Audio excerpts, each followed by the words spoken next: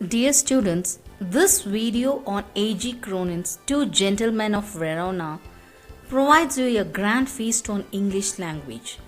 The title itself paves the way to the introduction of the city Verona.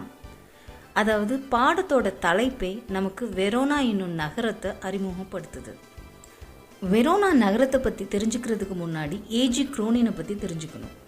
AG Cronin was a Scottish novelist, அதாவது ஸ்காட்லாண்டை சேர்ந்த எழுத்தாளர். ஆனால் அவருடைய தொழில் மருத்துவம். அவர் தனது மருத்துவ பணியை தொடர்ந்து செஞ்சிட்ருக்கும்போது 1930 குரோனிக் டியூடனல் அல்சர், அதாவது கொடூரமான குடல் புண்ணு ஏற்பட்டது. அதனால் தனது மருத்துவ தொழிலை விட்டுட்டு ஓய்வெடுக்க கிராமங்களில் போய் தங்கினார். 6 மாதம் பாலை மட்டுமே உணவாக எடுத்துக்கொண்டார். அந்த 6 மாத ஓய்வு காலம்தான் ஏஜி குரோனினை ஒரு எழுத்தாளராக மாறச் செய்தது. அவருடைய ஃபர்ஸ்ட் நாவல் ஹேட்டஸ் கேசில் அவர் ஓய்வெடுத்த காலத்தில் எழுதினது. ஏஜி குரோனும் மிகவும் பிரபலமானார்.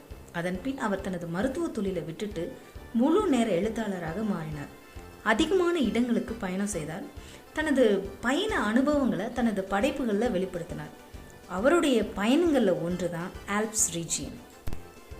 ஆல்ப்ஸ் மலைத்தொடர்களில் ஐரோப்பிய நாடுகளான 8 நாடுகளை தன்னுள்ள இணைத்திருந்தது. France, Switzerland, Monaco, Italy, Austria, Germany ஆகிய நாடுகளில் இத்தாலி மிக அதிகமான ஆல்ப்ஸ் மலைத்தொடர்களை பகிர்ந்துள்ளது. அதிலும் நம்ம படத்தில் பார்க்குற உயரமான சிகரம் மாண்ட் பிளாங்கோ. இந்த சிகரம் கடல் மட்டத்திலிருந்து 4810 மீட்டர் உயரம் கொண்டது. ஆல்ப்ஸ் மலைத்தொடர்களில் பயணம் செய்த ஏஜி குரோனின் இத்தாலியில் உள்ள வெரோனா நகரத்துக்கும் போகும் வாய்ப்பு கிடைச்சிது. வெரோனா நகரத்தை சுற்றி ஆடிச் நதி ரம்மியமாக ஓடும். இத்தாலியில் இந்த ஆடிச் ரிவர் தான் 2வது மிக நீளமான நதி. இந்த நதியின் பிறப்பிடம் ஆல்ப்ஸ் மலை தான். ஒரு நகரத்தை சுற்றி நீளமான ஆறு ஓடினால் அந்த நகரம் எவ்வளவு செழிப்பாக இருக்கும்னு நமக்கே தெரியும். வெரோனா நகரத்தில் முக்கியமான இடம்னு பார்த்தோன்னா இந்த அரேனா, ஓப்பன் ஏர் தியேட்டர், அதாவது அரங்கம், மற்றும் பியாசா பிரா என்னும் சொல்லக்கூடிய பப்ளிக் ஸ்கொயர், அதாவது மிக முக்கியமான வீதி. இங்கு தான் எல்லா கடைகளும் ஆடம்பரமான தங்கும் விடுதிகளும் அதிகமாக இருக்கும். ஷேக்ஸ்பியர் எழுதிய காதல் காவியமான ரோமியோ ஜூலியட் கதை பின்னணி கூட இந்த வெரோனா நகரத்தை சார்ந்து தான் இருந்துச்சு. ஷேக்ஸ்பியர் எழுதிய கதை உண்மையோ இல்லையோ, ஆனால் இப்போ இந்த நகரத்தில் ஜூலியட்டோட வீடும் அவருடைய கல்லறையும் பார்க்க உலக நாடுகளில் உள்ள சுற்றுலா பிரியர்கள் தவறுவதே கிடையாது. பல நூற்றாண்டுகளுக்கு முன்னவே அமைக்கப்பட்ட பெல் டவர் சான் மாசிமோ என்ற பேராலயத்தில் இருக்கிறதா உலகத்திலே மிகப்பெரிய பெல் டவர். 9 மணிகள் வட்ட வடிவில் இணைக்கப்பட்டிருக்கும். இந்த மணிகளை யார் வேணாலும் அடிக்கலாமானா முடியாது. ஏன்னா இதற்கென பிரத்யேகமான பெல் ரிங்கர்ஸ், அவர்களோட தலைவரான மாஸ்ட்ரோ இருப்பார். மாஸ்ட்ரோ கொடுக்குற நோட்ஸை கேட்டு தான் பெல் ரிங்கர்ஸ் மணி அடிப்பாங்க. மணிகளின் ஓசை இசையாக பல கிலோமீட்டர் தூரம் கேட்கும். இவ்வளவு புகழ் வாய்ந்த நகரத்துக்கு பின்னாடி ஒரு சோகமான நிகழ்வும் உண்டு. நீங்கள் இந்த படத்தில் பார்க்குற கேசல் வெச்சியோ பிரிட்ஜ் 1351 கட்டப்பட்டது. இத்தாலியில் உள்ள பல நகரங்களை வெரோனாவோட இணைக்கும் மிக முக்கியமான பாலம். 1945 2ஆம் உலக போரும்போது ஜெர்மனி போர் வீரர்கள் இந்த பாலத்தை தரமட்டமாக இடிச்சு போட்டாங்க. 3 ஆண்டுகள் கழித்து போர் முடிந்த பிறகு 1949 லிபரோ கிறிஸ்டைன் என்ற கட்டடக் கலைஞர் மீண்டும் இந்த பாலத்தை கட்டினார். அதுவும் முன்பு எப்படி இருந்ததோ அதே மாதிரியாக கட்டி முடித்தார். இந்த பாலம் தான் வேர்ல்ட்ஸ் லார்ஜஸ்ட் பிரிட்ஜ் ஆர்ச், அதாவது உலகத்திலே பெரிய வளைவுகள் கொண்ட பாலம்னு பேர் பெற்றது. 2ஆம் உலக போர் முடிவடைந்த பின்பு தான் வெரோனாவிற்கு நம்ம ரைட்டர் போயிருக்கிறார். அப்போ போன போது தான் 2 சிறந்த நபர்களை சந்தித்த அனுபவங்களை தான் நம்ம ஃபர்ஸ்ட் ப்ரூவ்ஸில் பார்க்க போகிறோம். இப்போ லெசனுக்குள்ளே போகலாம். As we drove through the foothills of the Alps, 2 small boys stopped us on the outskirts of Verona. Alps மலைத்தொடர்களில் பயணிக்கும்போது வெரோனா நகரத்தோட எல்லையில் 2 சிறுவர்கள் ரைட்டர் பயணித்த காரை நிறுத்தினார்கள். They were selling wild strawberries. அந்த சிறுவர்கள் காட்டு ஸ்ட்ராபெரி பழங்களை விற்று கொண்டிருந்தாங்க. ஏன் ரைட்டர் வைல்டு ஸ்ட்ராபெரிஸ் அப்படின்னு சொல்கிறாரு அப்படின்னா, பயிரிடப்படாத காட்டுப்பகுதியில் தானாய் வளர்ந்த ஸ்ட்ராபெரிஸை குறிப்பிடுறார். அதைத்தான் சிறுவர்கள் விற்றார்கள். Don't buy, warned Luigi, our cautious driver. You will get much better fruit in Verona. Besides these boys, he shrugged his shoulders. to convey his disapproval of their shabby appearance. இந்த காட்டு ஸ்ட்ராபெரிஸை வாங்க வேண்டான்னு லுகின்ற கார் டிரைவர் நம்ம ரைட்டரை எச்சரிக்கிறார். தோள்களை உயர்த்தி இதை விட நல்ல பழங்கள் வெரோனா நகரத்தில் வாங்கலான்னு சொல்கிறார். ஸோ இந்த லைன்ஸில் ரைட்டர் ஏன் வைல்டு ஸ்ட்ராபெரிஸ்ன்ற வார்த்தையை உபயோகிக்கிறார் அப்படின்னா, அந்த வைல்டு ஸ்ட்ராபெரிஸ் என்ற வார்த்தையை பயன்படுத்தி நமக்கு வெரோனாவோட அன்றைய நிலைமையை எடுத்துக்காட்டார். செழிப்பான ஆடிஷ் நதி ஓடுற வெரோனா நகரத்தில் இப்போ விளைச்சல் இல்லை. தானாக வளர்ந்த பழங்களை சிறுவர்கள் பொறுக்கி விற்று வாழ்கிறாங்கன்னு அவல நிலையை தெரியப்படுத்துறதுக்காக இந்த வேர்டை யூஸ் பண்ணுறாரு, wild strawberries. One boy had on a worn jersey and cut-off hockey pants. The other a shortened army tunic gathered in loose folds about his skinny frame. ஒரு சிறுவன் மேல் சட்டையும் நீண்ட கால் சட்டையும் அணிஞ்சிருந்தான். மற்ற சிறுவன் ஒல்லியான உடல் மேலே சுருக்கங்களாக மடித்து விடப்பட்ட சட்டையை அணிந்திருந்தான். Yet, gazing at the two little figures with their brown skins, tangled hair and dark-earnest eyes, we felt ourselves strangely attracted. இரு சிறுவர்களோட உருவங்களோட தோல் நிறமும் களைந்த தலைமுடியும் நேர்மையான பார்வையும் ஒரு விதத்தில் ரைட்டரை ஈர்த்தது. My companion spoke to the boys, discovered that they were brothers. Niccolo the elder was 13. Jacopo, who barely came up to the door handle of the car, was nearly 12. We bought their biggest basket and then set off toward town. ரைட்டரோட driver சிறுவனோட பேசி மூத்தவன் 13 வயதான Nicolas மற்றும் 12 வயதான எக்கோப்போ இருவரும் சகோதரர்கள்னு தெரிஞ்சுக்கொள்றார். சிறுவர்கள் வைத்த பல கூடைகளை வாங்கி கொண்டு நகரத்தை நோக்கி பயணித்தார்கள். Next morning, coming out of our hotel, we saw our friends bent over shoe sign boxes beside the fountain in the public square doing brisk business. அடுத்த நாள் காலையில் 2 சிறுவர்களும் செயற்கை நீரூற்று பக்கத்தில் உட்காந்து ஷூஸ்க்கு பாலிஷ் போட்டு கொண்டிருந்ததை ரைட்டர் பார்க்குறாரு. இந்த படத்தில் பார்க்குற வீதி வெரோனாவோட முக்கியமான வீதி. ரைட்டர் பப்ளிக் ஸ்கொயர் அப்படின்னு குறிப்பிடுற வீதி தான் இன்னைக்கு பியாசா புரா அப்படின்னு சொல்லப்படும். We watched for a few moments, then as stride slackened, we went over. They greeted us with friendly faces. சிறுவர்களோட தொழில் குறைஞ்ச போது ரைட்டர் சிறுவர்களுக்கு அருகில் செல்றார். சிறுவர்களும் தோழமையான முகத்தோட வணக்கம் சொன்னாங்க. I thought you picked fruit for a living, I said. We do many things, sir, Niccolo answered seriously. நீங்கள் பழத்தை பறித்து விற்று தான் வாழ்றீங்கன்னு நினச்சேன்னு ரைட்டர் சொல்கிறார். அதுக்கு நிக்கோலோ நாங்கள் நிறைய வேலை செய்வோன்னு சொல்கிறான். He glanced at us hopefully. Often we show visitors to the town, to Juliet's tomb and other places of interest. All right, I smile, you take us along. சுற்றுலா பயணிகளுக்கு இந்த ஊர் முழுக்க சுற்றி காட்டுவோம், ஜூலியட் கல்லறை அப்புறம் முக்கிய இடங்களை காட்டுவோன்னு அதிக நம்பிக்கையுடன் நிக்கோலோ சொல்கிறான். சிரிச்சுக்கிட்டே ரைட்டர் தண்ணியும் கூட்டிகிட்டு போக சொல்கிறாரு. As we made the rounds, my interest was again provoked by their remarkable demeanor. They were childish enough and in many ways quite artless. Jacopo was lively as a squirrel. ஊர் சுற்றிய போது சிறுவர்களோட நடவடிக்கை தன் ஆர்வத்தை தூண்டியதாக சொல்கிறார் ரைட்டர். எக்கோப்போ ஒரு அணில் போல துடிப்பாக இருந்ததாகவும் சொல்கிறார். Niccolo's smile was steady and engaging. Yet in both these boys' faces there was a seriousness which was far beyond their years. நிக்கலோட புன்னகை உறுதியாயும் சகஜமாயும் இருந்துச்சு. ஆனால் சிறுவர்கள் முகத்தை பார்க்கும்போது வயதுக்கு மீறிய தீவிரம் காணப்பட்டதுன்னு சொல்கிறார். In the week which followed, we saw them frequently for they proved extremely useful to us. அதே வாரத்தில் அடிக்கடி சிறுவர்களை பார்க்க முடிஞ்சதுன்னு சிறுவர்கள் அதிக உதவியாயும் இருந்தாங்கன்னு சொல்கிறார். If we wanted a pack of American cigarettes or seats for the opera or the name of good restaurant, Niccolo and Jacopo could be relied upon to satisfy our needs. What struck one most was their willingness to work. ரைட்டருக்கு தேவையான American cigarettes, இசை நாடகத்திற்கான ticket, நல்ல உணவு விடுதி போன்ற அனைத்தையும் விருப்பமாக சிறுவர்கள் செஞ்சாங்கன்னு சொல்கிறார். During these summer days under the hot sun, they shined shoes, sold fruit, hawked newspapers, conducted tourists round the town and rare errands. மேலும் இந்த கோடை காலத்தில் ஷூ பாலிஷ் போடுவது, பழங்கள் விற்பது, செய்தித்தாட்களை கூவி கூவி விற்பது, சுற்றுலா பயணிகளுக்கு ஊரை சுற்றி காட்டுவது என பல வேலைகளை சிறுவர்கள் ஓடி ஓடி செய்கிறதாக சொல்கிறார்.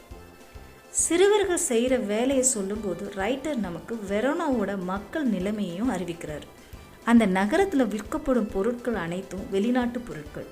உள்ளூரில் தயாரிக்கும் பொருட்கள் கிடையாது, விவசாயம் கிடையாது. சுற்றுலா பயணிகளை மட்டும் நம்பி அந்த ஊர் மக்கள் வாழ்கிறத நமக்கு படம் பிடித்து காட்டுறாரு writer. One night we came upon them in the windy and deserted square, resting on the stone pavement beneath the lights. Niccolo sat upright tired. A bundle of unsold newspapers lay at his feet. Jacopo, his head resting upon his brother's shoulder, was asleep. It was nearly midnight. ஒரு இரவில் ஆள் நடமாட்டம் இல்லாத தெருவில் சோர்வோட நிக்கோலோவும் அவன் அருகில் விற்காத news paper கட்டுகளும் பக்கத்தில் எக்கோப்பா தூங்கிட்டு இருந்ததை ரைட்டர் பார்க்குறாரு. Why are you out so late, Nicola? ஏன் இவ்வளோ நேரம் வெளியில் இருக்கீங்கன்னு கேட்டார் writer. Waiting for the last bus from Padua, we shall sell all our papers when it comes in. மீதி இருக்கிற பேப்பரை விற்க கடைசி பஸ் வருவதற்காக காத்துட்ருக்கிறதாக நிக்கோலோ சொல்கிறான். Must you work so hard? You both look rather tired. இவ்வளோ கஷ்டப்பட்டு பாடுபடணுமா? ரொம்பவும் சோர்வாக இருக்கிறதாக சொல்கிறார். We are not complaining, sir. ஆனால் நிக்கோலோ எதுவும் சலிக்கலான்னு பதில் சொல்கிறான். But next morning when I went over to the fountain to have my shoes signed, I said, Niccolo, the way you and Jacopo work, you must earn quite a bit. You spend nothing on clothes, you eat little enough. When I see you have a meal, it's usually black bread and figs. Tell me, what do you do with your money? மறுநாள் காலையில் நிக்கோலோவையும் எக்கோப்போவையும் பார்த்து writer கேட்குறாரு, நீங்கள் சம்பாதித்த பணத்தை வச்சு என்ன பண்ண போகிறீங்க? உடைக்கும் மற்றும் உணவுக்கும் கூட சரியாக செலவழிக்கிறதில்ல. கருகிய ரொட்டி துண்டையும் அத்திப்பழங்களை தான் உணவாக சாப்பிட்றீங்கன்னு சொல்கிறார். He colored deeply under his sunburn and they grew pale. He looked to the ground. You must be saving up to emigrate to America, I suggested. He looked at me sideways, spoke with an effort. We should greatly like to go to the States, but here at present we have other plans. கேட்ட கேள்விக்கு பதில் சொல்ல முடியாமல் Nicolas தரையை நோக்கி பார்க்குறான். நீங்கள் பணத்தை சேர்த்து வச்சு அமெரிக்கா போக போகிறீங்களான்னு கேட்குறாரு ரைட்டர். நிக்கோலோ அமெரிக்கா போக விருப்பம்தான், ஆனால் நாங்கள் வேறு திட்டம் வச்சிருக்கிறதாக சொல்கிறான். What plans? He smiled uncomfortably. Just plans, sir, he answered in a low voice. என்ன திட்டமா? சிரிக்க முடியாமல் கேட்டார் ரைட்டர். நிக்கோலோ தாழ்ந்த குரலில் வெறும் திட்டம்னு பதில் சொல்கிறான். Well, I said, we are leaving on Monday. Is there anything I can do for you before we go? Niccolo shook his head, but suddenly Jacopo said, Sir, he burst out, every Sunday we make a visit to the country to Polita, 30 kilometers from here. Usually we hire bicycles, but tomorrow, since you are so kind, you might send us in your car. திங்கக்கிழமை கிளம்புறதுக்கு முன்னாடி ஏதாவது உதவி வேணுமான்னு கேட்டார் writer. Nicolas இல்லைன்னு தலையை ஆட்டும்போது சிறுவனான எக்கோப்போ, நாங்கள் ஒவ்வொரு ஞாயிற்றுக்கிழமையும் பொலேட்டா நகரத்துக்கு 30 கிலோமீட்டர் தொலைவிற்கு வாடகைக்கு பிடித்த சைக்கிளில் போவோம். நீங்கள் எங்கள் மேலே ரொம்ப கருணையாக இருக்கிறனால நாளைக்கு காரில் கூட்டிகிட்டு போக முடியுமான்னு கேட்டான். I had already told Luigi he might have the Sunday off. However, I answered, I will drive you out myself. Car டிரைவரான லுகிக்கு சண்டே லீவ் கொடுத்ததால தானே காரை ஓட்டி அழைத்து செல்றேன்னு பதில் சொல்றார். Niccolo was glaring at his young brother in vexation. We could not think of troubling you, sir. It won't be any trouble. He bit his lip, then in a rather put out tone he said, very well. Niccolo தனது தம்பியை எரிச்சலோட பார்த்தான். தொல்லை பண்ண நினைக்கலன்னு ரைட்டரிடமும் சொல்கிறான். Writer அது ஒன்றும் தொல்லை இல்லைன்னு பதில் சொல்கிறார். நிக்கோலோ உதட்ட கடிச்சபடி குற்ற உணர்ச்சியோட நல்லதுன்னு சம்மதிக்கிறான். The following afternoon we drove to the tiny village set high upon the hillside. I imagined that our destinations would be some humble dwellings. But directed by Jacopo, we drove up at a large red-roofed villa, surrounded by a high stone wall. I could scarcely believe my eyes, and before I could recover breath, my two passengers had leaped from the car. அன்றைய மத்தியான நேரத்தில் மலை அடிவாரத்தில் உள்ள சின்ன கிராமத்துக்கு போனாங்க. Writer ஏதோ ஏழ்மையான வீட்டுக்கு போவோன்னு நினைச்சாரு. ஆனால் சிவப்பு டைல்ஸ் போட்ட பெரிய கல் கட்டிடத்துக்கு முன்னாடி காரை நிறுத்த சொன்னாங்க சிறுவர்கள். We shall not be long, sir, perhaps only an hour. Maybe you would like to go to the cafe in the village for a drink. They disappear beyond the corner of the wall. நாங்கள் ரொம்ப நேரம் எடுத்துக்க மாட்டோம், கிராமத்தில் இருக்கிற ஹோட்டலில் ஏதாவது குடிங்க, நாங்கள் வந்துடுவோன்னு சொல்லி காணாமல் போனார்கள் சிறுவர்கள். After a few minutes I followed. I found a grilled side entrance and determinedly rang the bell. A pleasant looking woman with a steel rimmed spectacles appeared. I blinked as I saw that she was dressed in the white uniform of a trained nurse. சில நிமிடங்கள் கழிச்சு writer வீட்டின் இரும்பு கதவை பார்க்குறாரு. அழைப்பு மணியை அடிக்கிறாரு. உள்ளே இருந்து ஒயிட் யூனிஃபார்ம் அணிந்த நர்ஸ் வர்றாங்க. I just brought two small boys here. Yeah, yes, her face lit up. She opened the door to admit me. Niccolo and Jacopo, I will take you up. ரெண்டு சிறுவர்களை அழைச்சிட்டு வந்தேன்னு சொன்னவுடன் nurse கதவை திறந்து உள்ளே வர அனுமதிக்கிறாங்க. நிக்கோலோ எக்கோப்போ கிட்ட அழைச்சிட்டு போகிறதாகவும் சொல்லி ரைட்டரை உள்ளே அனுமதிக்கிறாங்க. She led me through a cool tiled vestibule into the hospital, for hospital the villa had become. At the door of a little cubicle the nurse passed, put her finger to her lips and with a smile bade me look through the glass partition. Nurse ரைட்டரை மருத்துவமனையாக மாறியிருந்த அந்த வீட்டின் கூடத்தின் வழியாக கூட்டிகிட்டு போனாங்க. சிறிய அறையின் கண்ணாடி தடுப்பின் வழியாக பார்க்குமாறு சைகை செஞ்சாங்க nurse. The two boys were seated at the bedside of a girl of about 20 who, propped upon pillows, wearing a pretty lace jacket, was listening to their chatter, her eyes soft and tender. 20 வயது மதிக்கத்தக்க பெண் மெல்லிய மேல்சட்டை அணிந்தவளா தலையாணியின் மீது சாஞ்சு படுத்திருந்ததையும் அவள் அறையில் இரு சிறுவர்களும் அமர்ந்து பேசிக்கொண்டிருந்ததையும் பார்த்தாரு. அந்த பெண்ணின் கண்களில் மென்மையும் நளினமும் தெரிஞ்சதாக சொல்கிறார் writer. One could see at a glance her resemblance to her brothers. A vase of wild flowers stood on her table beside a dish of fruit and several books. Won't you go in? The nurse murmured. Lucia will be pleased to see you. ஒருவர் அந்த பெண்ணை பார்த்த உடனே அவளுக்கு இரு சிறுவர்களோட ஜாடை இருப்பதை தெரிஞ்சு கொள்ள முடியும்னு சொல்கிறாரு. அங்கே மேஜை மீது ஒரு பூஜாடியும் ஒரு தட்டில் பழங்களும் பல புத்தகங்களும் இருந்ததை பார்க்குறாரு ரைட்டர். அப்பொழுது நர்ஸ் ரைட்டரிடம், நீங்கள் உள்ளே போக மாட்டிங்களா, உங்களை பார்த்தா லூசியா சந்தோஷப்படுவான்னு சொல்கிறாங்க. I shook my head and turned away. I felt I could not bear to intrude upon this happy family party. But at the foot of the staircase, I drew up and begged her to tell me all she knew about these boys. Writer தலையை குலுக்கியபடி உள்ளே செல்லாமல் திரும்பிவிட்டார். சந்தோஷமான குடும்ப ஐக்கியத்தில் ஊடுருவி செல்ல விரும்பாமல் கடைசி படிக்கட்டில் நின்றவாறு இரு சிறுவர்களை பற்றி சொல்லுமாறு நர்ஸை கெஞ்சி கேட்குறாரு. She was eager to do so. They were, she explained, quite alone in the world except for the sister Lucia. Their father, a widower, a well-known singer, had been killed in the early part of the war. Shortly afterward, a bomb had destroyed their home and thrown the three children into the streets.